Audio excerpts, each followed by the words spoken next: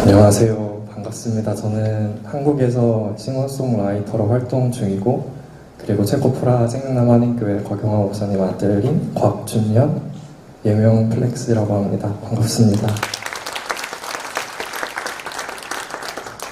이렇게 남들 앞에 서서 노래는 해본 적은 있어도 간증을 해본 적은 살면서 처음이라 말하다가 중간에 막 버벅거릴 수도 있고 지금 다리가 엄청 후들거리는데요. 잘 끝낼 수 있기를 기도드리면서 하도록 하겠습니다. 저도 B형입니다. 저도 박스 안에 있는 초콜릿은 제 입에다 집어넣어봐야 되거든요. 그래서 여태까지 제가 무슨 초콜릿을 먹어왔고 이 초콜릿이 무슨 맛이었는지를 간단하게 얘기 드리도록 하겠습니다. 2015년도 7월달, 6월달이었을 거예요. 제가 이제 친구랑 단 둘이서 전 축구를 하던 학생이었거든요. 어렸을 때부터 수원삼성 블루윙즈 소속팀에 속해 있었고 중학교를 가서도 축구가 너무 좋아서 축구를 계속 하고 있었습니다. 그래서 축구 감독으로서 선수들을 좀 육성해보고 싶다는 마음이 있어서 중학교 2학년인가 3학년 때 나이 2015년 때 친구랑 단 둘이서 독일을 가기로 결심을 했습니다. 그래서 친구랑 둘이서 7월 달에 독일을 가서 독일어 공부를 하고 독일에서 이제 김나지움 고등학교를 다닐 생각으로 독일에서 독일어 공부를 하고 있었어요. 근데 어느 날 이제 부모님께 통화가 와서 통화를 받았더니 이제 체코로 선교를 가게 됐다. 원래 제가 있는 독일로 오도록 이렇게 계획이 진행 중에 있었는데 갑자기 이제 체코로 가게 됐다면서 너도 거기서 한국 잠깐 들어갔다가 서류 정리랑 이제 집안 좀 이렇게 이사 정리 돕고 같이 체코로 넘어갔으면 좋겠다는 얘기에 뭐 알겠습니다, 가겠습니다 라는 답변으로 한국에 들어가서 2달 동안 준비를 하고 체코를 가게 됐습니다. 체코를 가게 됐는데 체코를 가기로 제가 결심한 이유 중 하나가 체코에서 독일어 학교를 다닐 수 있다는 조건이었어요. 왜냐하면 그렇지 않는 이상 저는 체코에서 학교를 다닐 수 있는 방법이 없었거든요. 제가 어린 나이에 갔으면 체코어를 할 수 있었고 아니면 어린 나이에 인터내셔널 스쿨을 다니면서 영어를 배웠으면 학교를 다닐 수 있지만 제 나이가 이미 너무 커버린 나이, 고등학생 나이기 때문에 제가 이 시점에서 다른 언어를 공부를 해서 고등학교를 들어가고 그걸로 대학을 가는 거랑 사실상 좀 불가능에 가까웠어요. 그래서 독일어를 할 수 있다는 얘기를 듣고 그것만 믿고 체코로 갔더니 알고 보니까 독일 학교가 체코어를 하지 않는 학생은 받아주지 않는다고 하더라고요. 그래서 저는 어쩔 수 없이 인터내셔널 스쿨을 다니게 됐습니다. 근데 처음에 한 2달 정도 학교를 다니고 고등학교 2학년 나이로 바로 들어갔어요. 그게 제 나이대랑 맞는 학년이어서 고등학교 2학년으로 들어갔는데 그때 저희 학교에서는 IB라는 걸 하고 있었습니다. 이게 한국 쉽게 얘기하면 영국식 수능인데요. 이제 대학교 입학하기 위해서 고등학교 졸업시험 중에서는 난이도가 정말 높은 난이도 중에 시험 중에 하나였습니다. 근데 이게 왜 어렵냐면 한 과목당 2,000단어씩의 에세이를 졸업 전까지 제출을 해야 되고 그 다음에 TOK라고 Theory of Knowledge라는 게 있거든요. 근데 그걸 관련해서 에세이를 제출을 해야 되고 그리고 이제 저의 전공 과목 하나를 4,000단어 이상의 에세이를 작성해서 논문을 이렇게 내야 됐었어요. 재학년 논문을. 그리고 IB에서 배우는 모든 과정은 대학교 1학년의 과정을 먼저 배우게 함으로써 아이들이 학교에 가서 이제 어려움을 당하지 않도록 그런 되게 어려운 시험이었습니다. 근데 저는 아무것도 모르고 그걸 하게 된 거죠. 영어로 편지조차 제대로 쓸 수 없었던 애가 매번 시험, 그리고 이 시험이 또 어려운 이유가 모든 시험이 객관식이 하나도 없었어요. 다 에세이 형식으로 모든 답을 했어야 되는 시험이었습니다. 학교에 들어가고 일주일에 에세이를 하나씩 제출을 하면서 또 한 달에 한 번씩 에세이 관련된 문제를 풀고 성적을 내므로써 저는 너무 이제 영어의 힘듦을 겪게 된 거죠.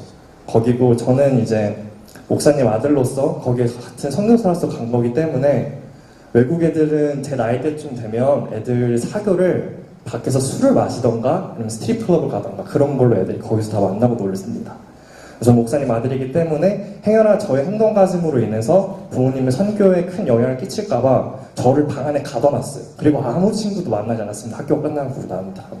운동하는 것, 축구하는 것 외에는 친구를 만나지 않기 위해서 그냥 공부가 끝나면 바로 집으로 달려왔고 집에서 좀 혼자 시간을 보냈어요. 기타를 치면서 노래를 부르던가 아니면 컴퓨터 게임을 하던가 아니면 남은 공부를 하기 위해서 저를 이렇게 가둬놨던 기억이 있습니다. 얼마나 못했냐면요. 제가 어느 날 지오그래피라는 과목을 시험을 보는 날이었는데 앞만 봐도 시험 문제조차 이해를 할 수 없었어요. 저는 너무 영어로인데 이게 도대체 무슨 나라 언어인지도 모르겠고 내가 이거 어떻게 풀어야 되지? 근데 그 시험이 선생님께서 패스트 페이퍼 나온 것 중에, 그러니까 패스트 페이퍼가 뭐냐면 이제 아이비를 우리나라 수능도 2018년에도 치고 2017년에도 치고 2019년에도 계속 치잖아요. 그러면 전에 쳤던 시험을 이제 하나씩 다 인터넷에서 답안지도 공개를 하고 문제도 공개를 합니다. 학생들이 이 아이비를 시험 치기 전에 이러한 유형의 문제들을 먼저 공부할 수 있게끔 시스템을 만들어 놨어요. 그래서 그 패스트 페이퍼 중에서 시험 문제가 나온다 얘기를 듣고 저는 2008년 때부터 2015년 때까지의 지오그래피 그 단원, 그 과의 모든 패스트 페이퍼의 문제랑 답을 눈대중으로 외우기 시작했습니다. 왜냐면 문제를 이해할 수 없었거든요, 저는. 답을 쓸 수도 있는데 여건도 안 됐고. 그래서 만약에 이런 단어가 문제 나오면 이 문제 내가 외웠던 거랑 비슷한 것 같은데? 그럼 머릿속에서 그냥 기억나는 단어를 적기 시작했어요. 그냥 베낀 거죠. 제가 답을 쓰는 게 아니라 밤새도록 그 패스트 페이퍼를 보면서 답을 외운 거를 그냥 그대로 뱉어냈습니다, 시험장에 가서. 쌤이 시험을 치는데 굉장히 진지한 모습으로 저를 부르셨어요. 저를 부르다 하는 말이 문제지에 있는 답안과 네가 쓴 답안이 에세이 형식이, 객관식이면 답이 같은 게 이해가 되는데 에세이 형식인데도 답안지에 있는 답과 학생이 쓴 답이 너무 똑같은 거예요. 선생님이 놀라셔가지고 저를 시험 시간에 이제 앞으로 부르시게 나와서 채점을 하는데 혹시 너 패스트 페이퍼 이제 인터넷에 있는 거 혹시 보고 문제를 베꼈냐 이렇게 답을 외우고 베꼈냐고 물으시길래 거짓말하면 안 되니까 제가 공부를 할 줄 몰라서 어떻게 문제 풀어야 될지 몰라서 그냥 외운 걸로 답을 적었습니다. 솔직하게 말씀을 드렸어요. 혼날 줄 알았는데 선생님이 다행히 좀 개방적이신 분이라서 저를 되게 자랑하고 다니셨어요. 학생들 앞에서. 너네가 공부가 안 되고 시험을 모르겠으면 얘처럼 답안지를 보고 베껴보라는 정성이라도 해라. 이걸로 전 학생들한테 너무 부끄러웠거든요. 사실 영어를 못하는 거잖아요. 모든 학생 지오그래피 듣는 시간마다 제 얘기를 하셨던 거예요. 그래서 학교 끝나고 나면 지오그래피 듣는 과목에 있는 어린 아이부터 다 큰 졸업반 학생들까지 저한테 와서 다 한마디씩 얘기하고 왔습니다. 너가 그 답안지 베꼈던 애니? 아 정말 대단하다. 이렇게 제 어깨를 두드리고 가더라고요. 전 되게 부끄러운 건데 영어를 못해서 어떻게든 문제를 내서 내가 답을 적어서 점수를 내기 위해서 했던 발악인데 그게 이렇게도 부자일 수 있구나라는 생각을 했습니다. 그렇게 영어를 열심히 공부하고 있는 와중에 어느 날이었을 거예요. 작년 1월 달부터 갑자기 이제 배가 아프기 시작했습니다. 저는 이제 말로 형용할 수 없는 복통이 있어서 학교를 잘 못 갔어요. 2달 정도 학교를 못 갔던 것 같아요. 근데 이 복통의 원인을 체코 병원을 아무리 가서 엑스레이를 찍고 별의별 짓을 해봐도 의사는 이게 무슨 병인지 잡아내지를 못했어요. 엑스레이도 찍고 별의별 거 다 해봤는데 체코 의사는 자기는 이게 무슨 병인지 모르겠다. 정형외과를 가봐라. 뼈가 부러진 걸 수도 있다. 왜냐하면 제가 그때 얼마나 아팠냐면 학교를 못 가는 건 당연한 거고 일주일에서 2주일 사이에 7kg에서 10kg가량이 빠졌습니다. 그때 배가 너무 아파서 밥도 못 먹었거든요. 밥이 들어가지도 않고 잠도 못 자고 애는 안 그래도 삐쩍 마른 몸에 계속 7kg, 10kg씩 빠져가니까 부모님 걱정은 계속 늘어가고 그래서 우스갯소리로 암일 수도 있겠다는 생각을 했다가 진짜 이게 방법이 안 나오니까 한국으로 가서 다시 검사를 해보기로 마음을 잡고 내시경을 다 예약을 하고 4월달에 한국을 잠깐 들어가서 내시경 검사를 받게 됩니다. 의사 선생님한테 제 증상을 얘기를 했더니 의사 선생님도 굉장히 진지하신 표정으로 아 이거는 보통 증상이 아닌 것 같다 하면서 진짜 검사를 해봐야겠다 해서 내시경을 다 찍어봤어요. 그리고 내시경 결과가 배에 아무런 문제가 없다는 거였습니다. 정말 너무 감사한데 전 너무 부끄러웠어 사실. 내 배 빵꾸라도 하나 뚫려 있으면 내가 집에 가서 부모님께 할 얘기라도 있는데 내가 이렇게 아파서 이렇게 힘든 거다라고. 근데 배에 아무런 문제가 없었다니까 한편으로는 굉장히 다행이기도 하면서 한편으로는 되게 부끄럽고 걱정됐어요. 내가 이거 어떻게 얘기해야 될지. 차라리 혹이라도 하나 있었으면 내가 뭐라도 얘기할 거라도 있었을 텐데 아무것도 없었다고 하니까. 그리고 4월에 돌아가고 다시 학교 생활 열심히 해보겠습니다 하면서 계속했지만 나아지는 건 아무것도 없었고 학교는 여전히 못 다니고 있었어요.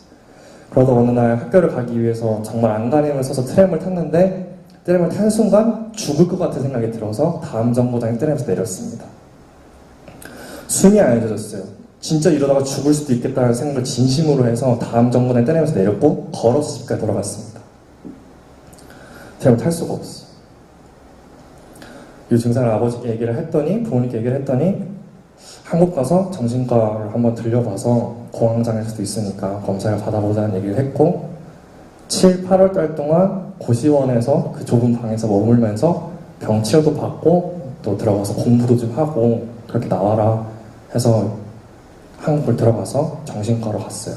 정신과로 갔는데 뭐 이렇게 막 설문 같은 걸 하더라고요. 막 체크하라고 해서 체크도 하고 뭐 증상 어떠냐 하고 뭐 컴퓨터에 삑삑삑 하면 뭐 이거 뭡니까 하면 답변도 하고 별의별 걸 다 했던 것 같아요. 끝나고 나서 의사가 굉장히 심각한 얼굴로 저한테 이렇게 검사 결과를 얘기를 해주는데 정말 심각한 우울증에다가 대인기 피해, 공황장애 뭐 이런 증상들이 나오기 시작했던 거죠. 저는 제가 우울증이라는 걸 받아들이기까지 반년 정도 걸렸어요. 7월 달부터 그해 말까지 반년 정도 제가 우울증인 걸 납득을 못했습니다. 그리고 의사가 과민하게 반응하는 거라고 생각을 했어요. 7, 8월 달 동안 우울증에 항우울제랑 수면제를 다 처방을 받았어요. 잠도 못 자도 생원에.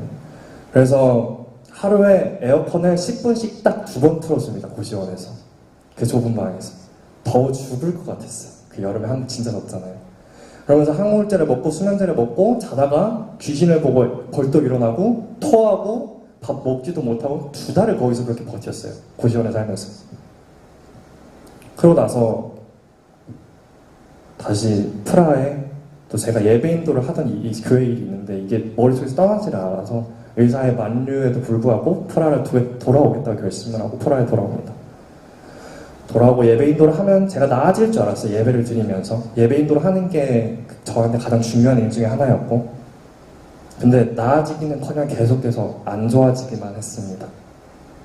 그래서 아예 들어가서 나올 때까지 나오지 말자라는 큰 결심을 하고 20살의 나이에 11월 달에 한국에 다시 들어오게 됩니다. 한국에 다시 들어오게 되는데 들어오게 돼서 이제 사실 매월 7월 달마다 아까 목사님께서 말씀하셨던 것처럼 K-pop 댄싱 클래스를 하러 한국에서 박준희 댄스 트레이너 분이랑 제인지의 가수 2분이 이렇게 매년마다 오세요. 그래서 자비 양말 오셔서 정말 큰 사역을 섬겨주고 계시는데 저희 아빠가 제가 그러니까 방 안에 저를 가둬놨다고 얘기했잖아요. 그러면서 뭘 했냐면 한국의 핸드폰 어플 중에 라디오 어플이라는 게 있었어요. 저는 얘기도 잘 안 하고 저를 가둬놨으니까 그걸 틀어놓고 기타 치면서 노래를 계속 했습니다.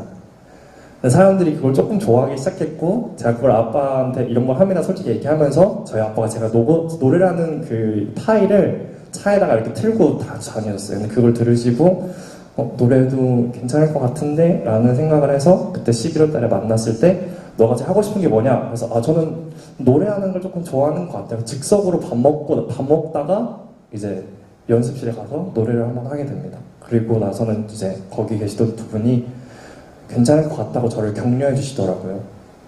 그리고 나서 그럼 조금만이라도 노래를 해볼까 하면서 하던 게 지금까지 이어져 와서 계속 싱어송라이터를 활동하고 있는 것 같습니다.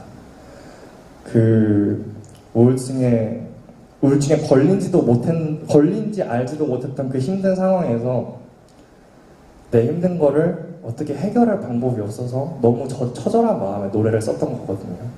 내가 좀 살았으면 좋겠다라는 그런 심정으로. 근데 그렇게 쓴 노래를 사람들이 좋아해 주더라고요. 저의 그런 마음을 담은 노래를.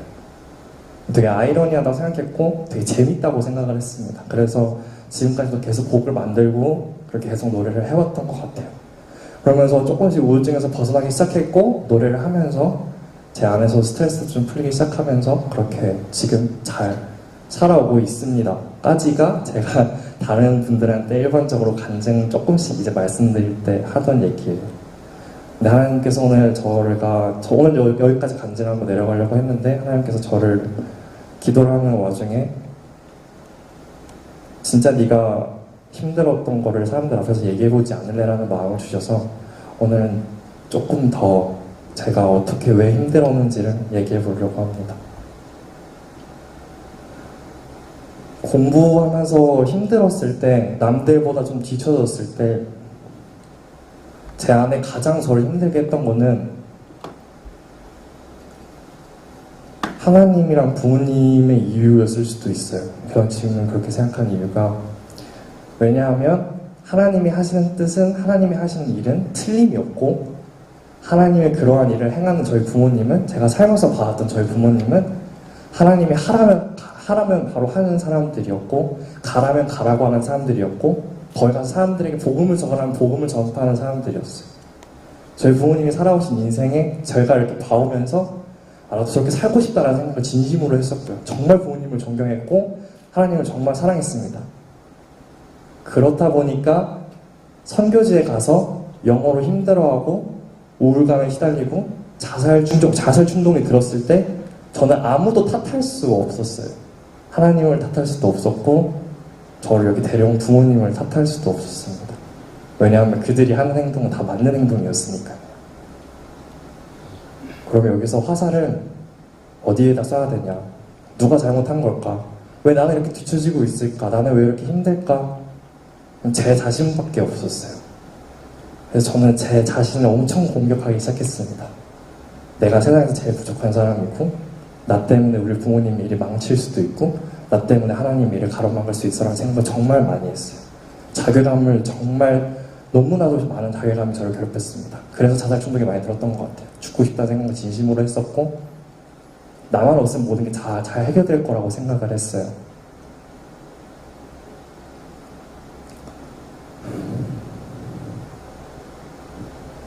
그리고 나서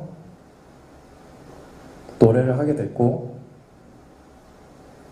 1월에서 2월달까지 노래를 하고 다시 프라하로 돌아오게 됐는데, 저는 그때 이제 내가 노래를 하니까 내 이야기는 여기서 계속 해피엔딩이겠지 라고 생각을 했는데, 프라하에 돌아가서 기다리고 있는 거는 더 큰 우울증이었어요. 정말 그때는 정말 죽고 싶다는 생각이 하루 종일 머릿속에 들어있었고, 우리 교회는 저를 사랑해주시고 저희 부모님을 사랑해주시는 분들이 너무나도 많이 계세요.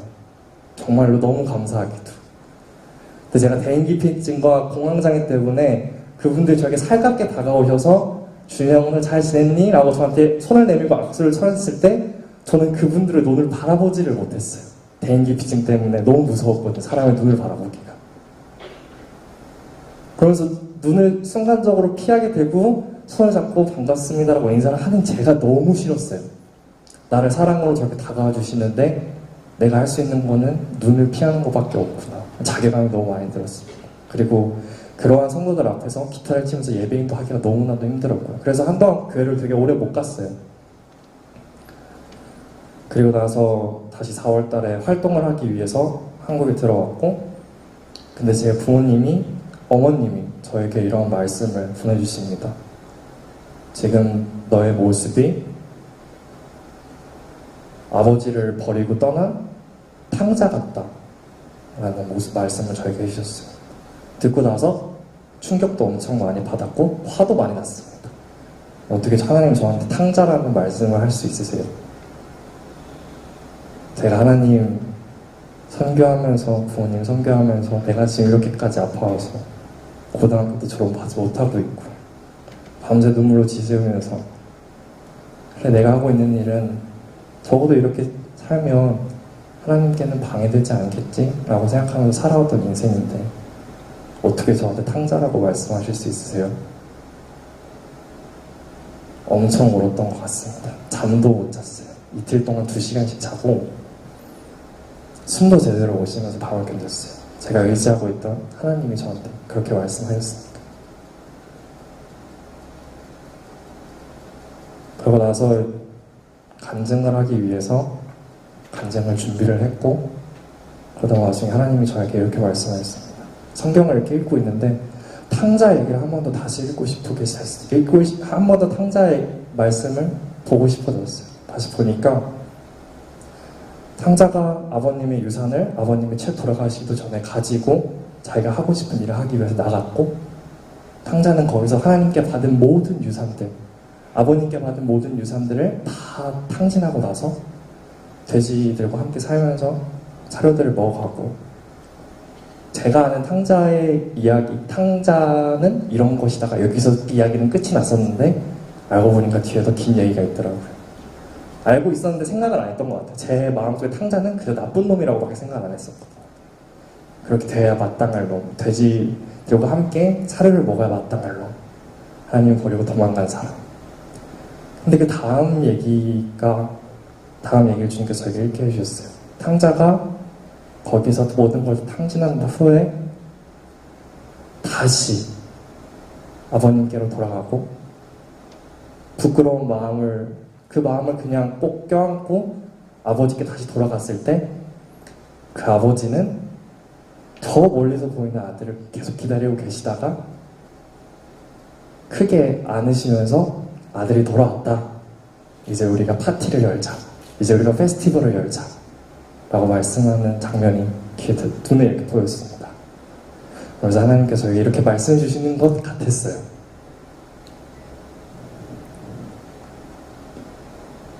너가 예배를 드리지 않고 그렇게 힘든 상황에 있어서 나를 떠난 것까지 내가 잘 안다. 난 널 계속 봐왔으니까. 근데 내가 너에게 탕자라고 얘기했던 것은 단순히 네가 나쁜 놈이라고 그냥 너를 질책하기 위해서 널 책망하기 위해서 했던 말이 아니라 그 탕자가 세상 밖으로 나가서 자기가 가지고 있던 모든 것을 다 잃고 난 다음에 다시 아버지께로 돌아왔을 때 아버지인 내가 너를 위하여 큰 파티와 큰 페스티벌을 준비하고 있다는 걸 너를 알았으면 좋겠다라는 말씀을 저에게 주셨습니다. 그래서 알게 되었어요. 이번에 MKPK 캠프를 하면서 가장 중요한 것은 하나님께로 돌아가는 것이었습니다.